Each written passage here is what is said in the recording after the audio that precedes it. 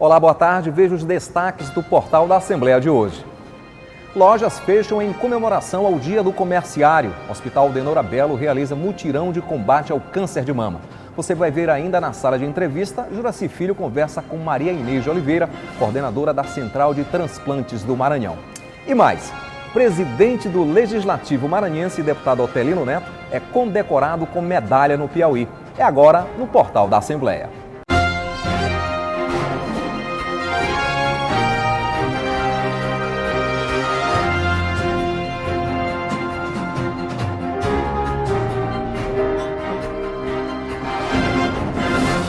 Hoje é o dia em que os comerciários celebram luta por melhores condições de trabalho e qualidade de vida e, em virtude da comemoração, um acordo coletivo foi feito entre os comerciários da capital. Por isso, o comércio hoje não está funcionando em São Luís. A repórter Ticiane Chuvas tem mais detalhes. Nesta segunda-feira, as lojas do centro de São Luís amanheceram com as portas fechadas por conta do Dia dos Comerciários, data que é celebrada anualmente na penúltima segunda-feira do mês de outubro. E diferente do que acontece todos os anos, o comércio informal não aproveitou para faturar mais não. Como é possível observar, poucas barracas comercializam produtos aqui no centro neste feriado, provavelmente por conta das obras que acontecem em parte da extensão da Rua Grande. No Dia dos Comerciários, a categoria celebra a luta por melhores condições de trabalho e qualidade de vida. A origem da comemoração vem da década de 30, quando começaram a surgir os primeiros sindicatos. E durante todo o dia de hoje, o Serviço Social do Comércio realiza diversas atividades recreativas voltadas para toda a família dos comerciários no Sesc Turismo. Ticiane Chuvas, para a TV Assembleia. Obrigado, Ticiane. Os estudantes que vão fazer o Exame Nacional do Ensino Médio, o Enem, em 2018, podem acessar a partir de hoje os cartões de confirmação da inscrição. Para consultar o documento, é necessário acessar a página do participante, onde deve ser colocado CPF e senha. A primeira etapa do exame será aplicada dia 4 de novembro. O cartão reúne os dados do estudante, o endereço do local, a data e hora da aplicação da prova, além das informações sobre língua estrangeira escolhida e recursos de acessibilidade, se assim tiver sido solicitados. Caso tenham problemas com as informações do cartão ou dificuldade de acesso ao documento, o estudante pode entrar em contato com o MEC pelo telefone 0800 61 6161 ou pelo link Fale Conosco no site enem.inep.gov.br. O Hospital Aldenora Belo realizou no fim de semana, em virtude da campanha Outubro Rosa, um mutirão para orientar as mulheres a prevenir o câncer de mama. A doença é o tipo de tumor mais frequente no mundo e pode ser tratado com mais chances de sucesso a partir do diagnóstico precoce. 180 mulheres participaram do Dia de Atendimento Médico para se prevenir contra o câncer de mama. A campanha faz parte da programação do Outubro Rosa, que conscientiza mulheres a fazerem exames preventivos contra a doença. Faz parte da campanha do Aldenora Belo e parceria com a Sociedade Brasileira de Mastologia Regional Maranhão, e os outros mastologistas que não são da fundação nem do hospital vieram também para ajudar e fazer atendimento para atender o maior número de pacientes possível. 9 médicos mastologistas participaram do atendimento a mulheres que saíram cedo de casa para cuidar da saúde. A aposentada Maria dos Milagres chegou ao hospital às 5h40 da manhã de sábado para consultar no Hospital Aldenora Belo. Há quase 8 anos que ela não consulta com médico mastologista, mas reconhece a importância do exame. Resolvi porque é muito bom a gente dar um check-up na gente para saber como é que a gente está. A dona de casa Sebastiana da Conceição Cardoso saiu de São José de Ribamar, região metropolitana de São Luís, para fazer pela primeira vez o exame. É, muito importante. Principalmente nós mulheres, né? Que hoje em dia o que está matando é o câncer da mama, né? O câncer está aí toda hora, até em criança, né? E vocês deviam também fazer, porque tem que fazer, né? E foi muito bom, foi ótimo, o atendimento 1000. De acordo com o Instituto Nacional do Câncer, 59.700 novos casos de câncer de mama vão ser identificados no Brasil no biênio 2018-2019. De acordo com a médica mastologista Daniele Orlandi, o diagnóstico precoce e hábitos saudáveis são importantes no combate à doença. Tem algumas medidas que a gente pode fazer, como fazer exercício físico, se alimentar de forma adequada, não ser obeso, evitar sobrepeso, mas são atitudes que a gente tem dificuldade de que os pacientes tenham uma adesão de forma completa. Então, o que a gente consegue fazer de forma mais efetiva é o rastreamento mamográfico, principalmente a partir dos 40 anos, para que se apareça algum tipo de câncer de mama, a gente possa diagnosticar precocemente. O Hospital Aldenor Abelo está em campanha permanente contra o câncer de mama. Nós temos 7 mastologistas no serviço de mastologia, é um atendimento muito grande, mais de 15 cirurgias semanais, então assim, realmente é um trabalho muito grande que a gente faz para os pacientes com câncer de mama. Doença bastante preocupante. Agora, mudando de assunto, o presidente da Assembleia Legislativa do Maranhão, deputado Otelino Neto, foi homenageado pelo governador do Piauí, Wellington Dias. O presidente da Alema foi condecorado com a honraria Gran Cruz pelos serviços prestados em prol do combate às desigualdades sociais. O Teatro 4 de Setembro, em Teresina, foi palco da cerimônia de entrega de insígnias e medalhas a personalidades que contribuíram para valorizar o Estado, que completou 196 anos de adesão à independência. Entre os homenageados estava o presidente da Assembleia Legislativa do Maranhão, deputado Otelino Neto, que recebeu a honraria Gran Cruz, a mais importante concedida pelo governo do Piauí. Fico lisonjeado, não só por receber esta importante honraria do governo do Piauí, mas por considerar esta uma homenagem ao povo do meu estado, ao povo do Maranhão.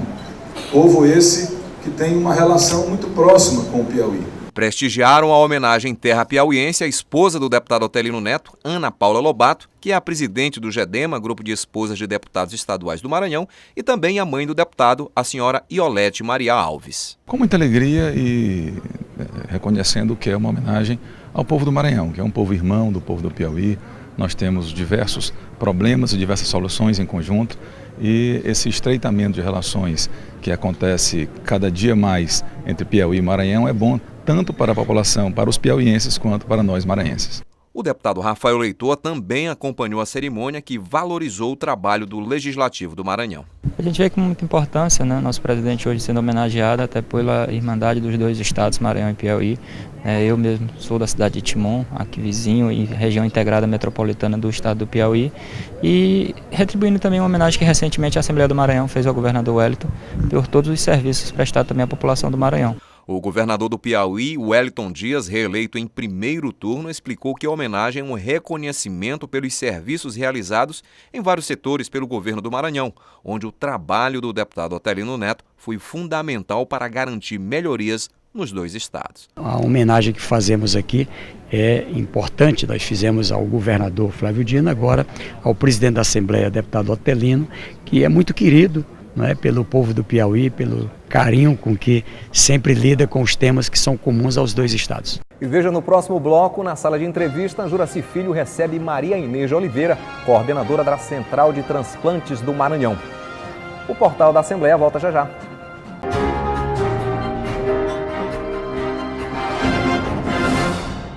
Estamos de volta aí no quadro Sala de Entrevista com Juraci Filho. O tema é a Central de Transplantes de Órgão do Maranhão.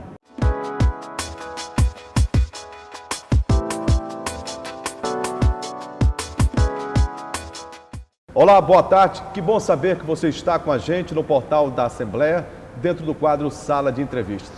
E olha só, hoje nós vamos falar sobre o gesto de amor, a doação de órgãos. Você vai saber como está esse processo de transplantes e de doações no estado do Maranhão. E para falar sobre doação de órgãos, estou recebendo aqui a Inês Oliveira, que é coordenadora da Central Estadual de Transplantes do Maranhão. Inês, que prazer tê-lo aqui no quadro Sala de Entrevista. Obrigado, o prazer é nosso, é uma satisfação sempre estarmos falando sobre esse assunto que é de suma importância e que é um assunto muito cativante. As pessoas, a proporção que tomam conhecimento e se deparam com esse assunto, despertam nelas essa vontade de serem doadores também. No Brasil, há um quadro de 7% em relação ao aumento de doadores, né, de órgãos. E qual é essa situação no Maranhão, em termos de doação? Esse é o Registro Brasileiro de Transplantes, que foi publicado agora, falando do primeiro semestre de 2018, que mostra que houve um aumento no número de doadores efetivos de órgãos em cerca de 7% em relação ao mesmo período do ano passado, né? Aqui no Maranhão, se a gente comparar esse espaço de 3 anos para cá, os últimos 3 anos, doador de córnea, por exemplo, houve um incremento aí no número de doadores de 417%, né? E um aumento no número de transplantes de córneas também na ordem de 130%.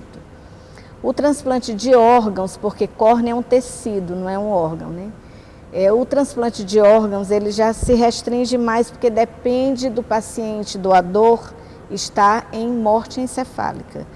Então, no Maranhão, nós tivemos esse ano, até 25 de setembro, 10 doadores efetivos de órgãos, o que é um número maior do que o mesmo período do ano passado. No ano passado tivemos 14 doadores efetivos ao longo do ano todo, né?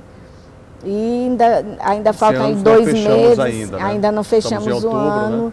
E essa é uma atividade que tem muita sazonalidade, né? Assim, a opinião pública varia muito de acordo com alguns eventos de televisão, quando tem alguma informação positiva na mídia, as pessoas se interessam pelo assunto. Principalmente quando são deflagradas as campanhas, né? Principalmente o mês de setembro foi o mês de campanha, né, em relação aos transplantes. Exatamente, estamos saindo do mês de setembro, onde houve o Setembro Verde, né? Foi positivo?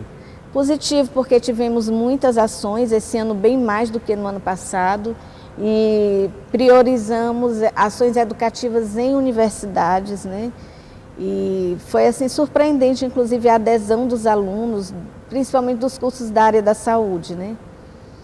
E do serviço social também e da psicologia. E isso tem um efeito multiplicador ao longo do tempo, porque os próprios alunos conseguem multiplicar essa informação. E tivemos também umas ações públicas, assim, no Espigão, na Litorânea. Tudo isso chamou muita atenção e foi um assunto bastante comentado durante o mês de setembro, né? Então ainda faltam 2, 3 meses aí para encerrar o ano, vamos ver Inês, como é que... apesar do aumento estabelecido a nível de Brasil e também no estado do Maranhão, como você fez uma explanação sobre os números em relação a tecidos, a órgãos também no nosso estado, e com a campanha que foi deflagrada no mês de setembro, a gente percebe ainda que há uma falta de conscientização, né? Até mesmo em virtude da falta de conhecimento e informação, que gera, sem sombra de dúvida, uma dificuldade no consentimento das famílias para doarem órgãos? Com certeza. Esse eu acredito que é o desafio maior que todas as centrais estaduais de transplantes e que o próprio Sistema Nacional de Transplantes enfrenta, que é a problemática da desinformação. Como você falou, a desinformação gera o medo, né? É uma coisa desconhecida e aí as famílias têm receio. E cria-se mitos. Quando se tem desinformação, criam-se lendas, né? Então, a melhor forma de combater isso são ações educativas de fato, porque a educação é a base de tudo, né? Então, tendo educação, tem mais doação, com certeza, porque tem mais conscientização familiar. As pessoas são solidárias, né? O que falta realmente é a informação. Inês, qual é o tempo e o trâmite para a captação desse órgão ou tecido e já para que o procedimento de transplante possa acontecer? Tá. O resultado final do processo doação-transplante é realmente a cirurgia do transplante e o acompanhamento desses resultados desse transplante no paciente que recebeu, né? Só que entre a identificação de um possível doador até esse momento chegar, existe todo um processo complexo, é um processo bastante trabalhoso e é muito complexo. Desde a identificação daquele possível doador em um leito de UTI, um paciente, quem é o possível doador? É aquele paciente que pode ter sofrido um acidente de carro, de moto, que sofre um TCE, traumatismo crânioencefálico. Ou é um paciente que teve os AVCs da vida, né? AVC hemorrágico, AVC isquêmico, pacientes que têm tumor cerebral que podem evoluir para um quadro de morte encefálica. Nessa condição, ele é um possível doador. No momento em que a equipe médica que assiste aquele paciente percebe que ele tem todos os critérios de morte encefálica, é aberto o protocolo de morte encefálica. É bom que se saiba que no Brasil, o Conselho Federal de Medicina foi chamado pelo poder público para assumir os critérios de definição de morte encefálica. E ele estabeleceu de uma forma muito conservadora. É o país que tem um modelo mais conservador para diagnosticar morte encefálica. São necessários 2 exames clínicos e um exame de imagem para fechar o protocolo. Isso causa empecilhos para uma celeridade do processo. Isso, assim, se o processo correr todo sem nenhuma intercorrência, daria para fazer, porque o intervalo entre uma avaliação clínica e outra é de 1 hora, né? E aí tem que fazer o exame de imagem, que pode ser um eletroencefalograma, pode ser um Doppler transcraniano, enfim, um exame que mostra que realmente aquele encéfalo não tem mais atividade nenhuma. Inês, esses transplantes aqui acontecem no Hospital Universitário em São Luís. Sim, o único hospital credenciado aqui no Maranhão é o Hospital Universitário. E a novidade é que já começamos a realizar, né? E a novidade veio em 2018 agora, os transplantes de rins, né? De fígado. De fígado, né? Sim, sim. Lá, desde 2000, são realizados transplantes renais, né, e de córneas. No ano passado foi credenciado pelo Ministério da Saúde para transplantes hepáticos, né, que é fígado, e de coração e de tecidos ósseos. E já se deu início aos transplantes de fígado. Já ocorreram 2 transplantes e tecidos ósseos já aconteceram 7 transplantes, né? O desafio desse ano para o ano que vem é realmente implementar de fato, de forma mais costumeira, esse tipo de transplante no nosso meio, né? E temos um potencial grande porque temos todos os dias doadores, não temos doações. Então é um apelo que a gente faz à sociedade que reflita sobre a questão da doação, passe a entender sobre doação, para se sensibilizar. Além de ser um grande gesto de amor, né, esse coração, né, esse fígado, né, o rim, ele passa a funcionar no corpo de alguém e você até renova essa esperança de vida, né? Com certeza, é uma forma de significar a morte do seu ente querido, né? Quando a gente doa, a gente está dando um novo significado para essa perda que a gente teve, né? E isso faz com que a dor da família, de fato, ela tenha um outro patamar, é uma dor mais aplacada, digamos assim, a dor da perda, né? Porque a pessoa tem certeza que aqueles órgãos estão salvando vidas e que vão aquele coração, por exemplo, vai bater no peito. Vai bater no peito, em outro peito, né? Isso é uma coisa, a tecnologia médica permite isso ao longo dos anos, né? Eu conversei aqui no quadro Sala de Entrevista do Portal da Assembleia com a Inês Oliveira, que é coordenadora da Central Estadual de Transplantes do Maranhão. Inês, muito obrigado por ter vindo aqui, parabéns pelo trabalho que vocês realizem e a gente quer ver, né, crescer o número de doadores, o número de transplantados, até porque essas pessoas, né, a gente sabe o quanto esperam, né? Isso. E desejam, é claro, ser contempladas para que a vida possa ser renovada a partir de uma doação de um órgão, um tecido, né? A Central Estadual é que agradece essa oportunidade de mais uma vez estar aqui, falando sobre doação e só dar um recadinho para a sociedade, que realmente você falou num ponto-chave, as pessoas que estão esperando. Ninguém gosta de estar numa fila, né? Se você está num banco, em algum lugar, você não gosta de estar na fila. Verdade. Imagine você recebendo um cartão, uma senha no, digamos, 70º lugar numa fila. Você fica angustiado de ter tanto tempo de espera. Imagina um paciente que aguarda por anos por um transplante de córnea, que não deveria, porque córnea todo dia tem pacientes que morrem. Não precisa estar em morte encefálica. Eu posso morrer na minha casa e ser doadora de córneas. Então, pensem nisso. E outra coisa importante, além de pensar, se você decidir ser doador, a única coisa que importa é que você comunique seus familiares, porque são eles que decidem por você. Com certeza. O quadro Sala de Entrevista fica por aqui.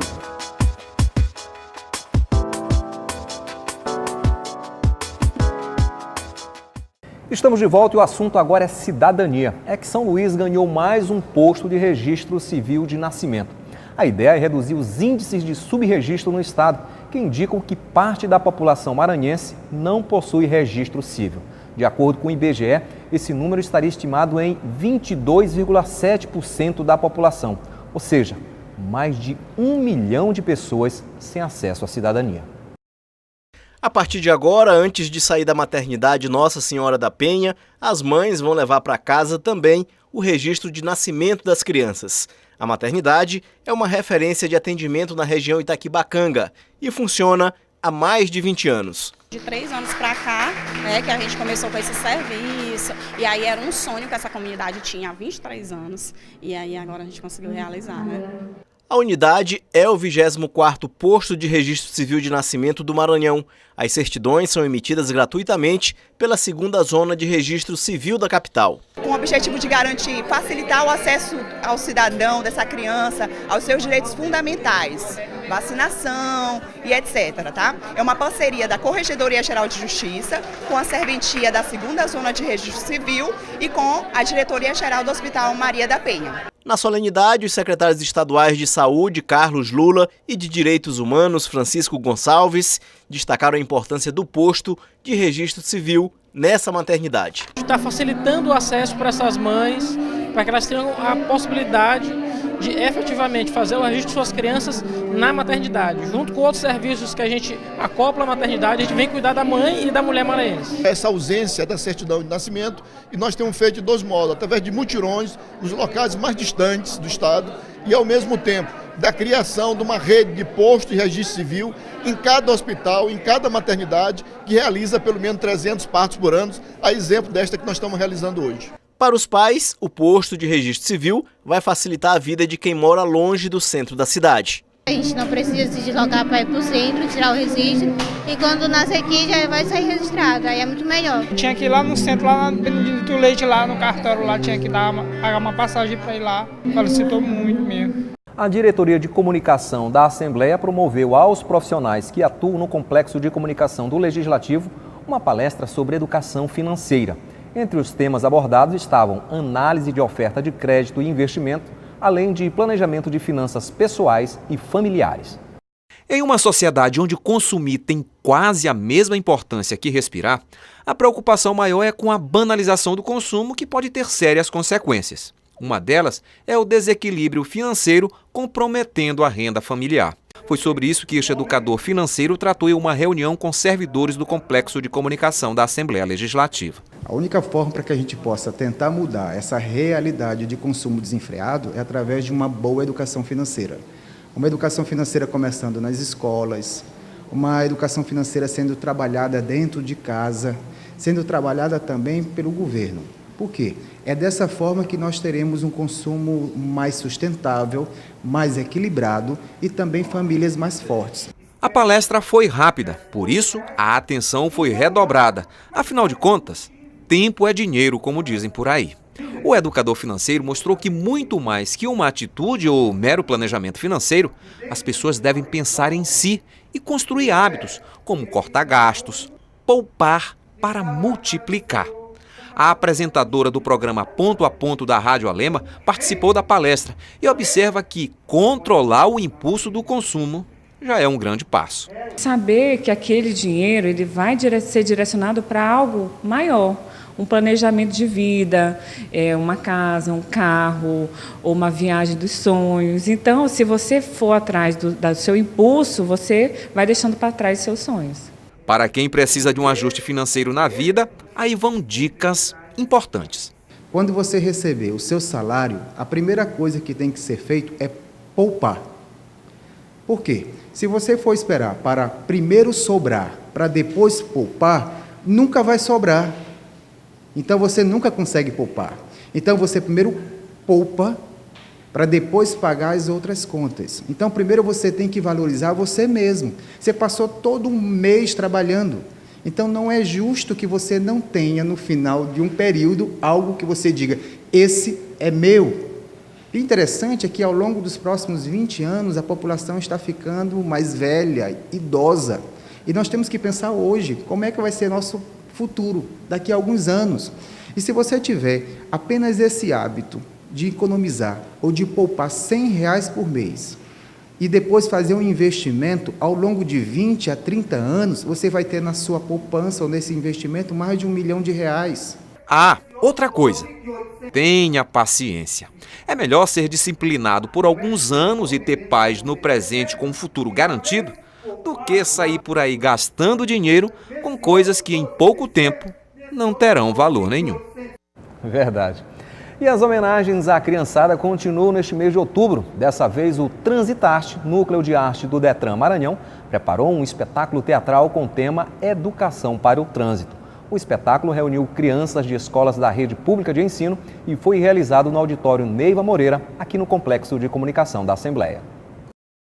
Seja bem-vindo, Lala, paz e bem pra você, que veio participar. A garotada lotou o auditório Neiva Moreira, no Complexo de Comunicação da Assembleia Legislativa, para um dia inteiro de aprendizado. Parece até brincadeira, e é, só que com um gostinho especial de educação para o trânsito. A iniciativa é do Detran e o objetivo é levar a essa turminha informações valiosas sobre como se comportar no trânsito.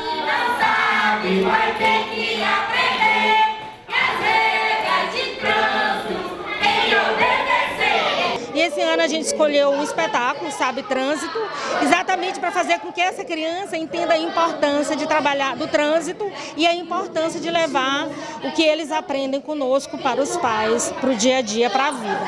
Placas, faixa de pedestre, semáforos e encenações teatrais. De forma lúdica, eles vão aprendendo direitinho como entender as regras das ruas e avenidas da cidade. E não é que deu certo? Camila que o diga. Todo mundo tem que usar o cinto de segurança. Para que serve a faixa de pedestre? O pedestre passar. E se o semáforo tiver vermelho? Não pode, o carro não tem que parar. Mas se tiver verde? Pode passar. Isso conscientiza desde criança o que eles têm que fazer no trânsito, todas as formas de como eles têm que fazer. Esse é um trabalho permanente do Detran, que faz ações como esta pelas escolas de toda a região metropolitana de São Luís. Uma brincadeira pra lá de educativa.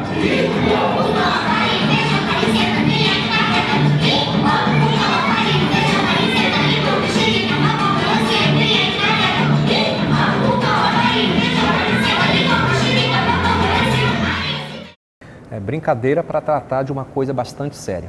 E o portal da Assembleia fica por aqui. Para rever as reportagens e a entrevista de hoje, acesse o nosso site al.ma.leg.br/tv. Uma boa tarde a todos e todas e uma ótima semana para todos nós.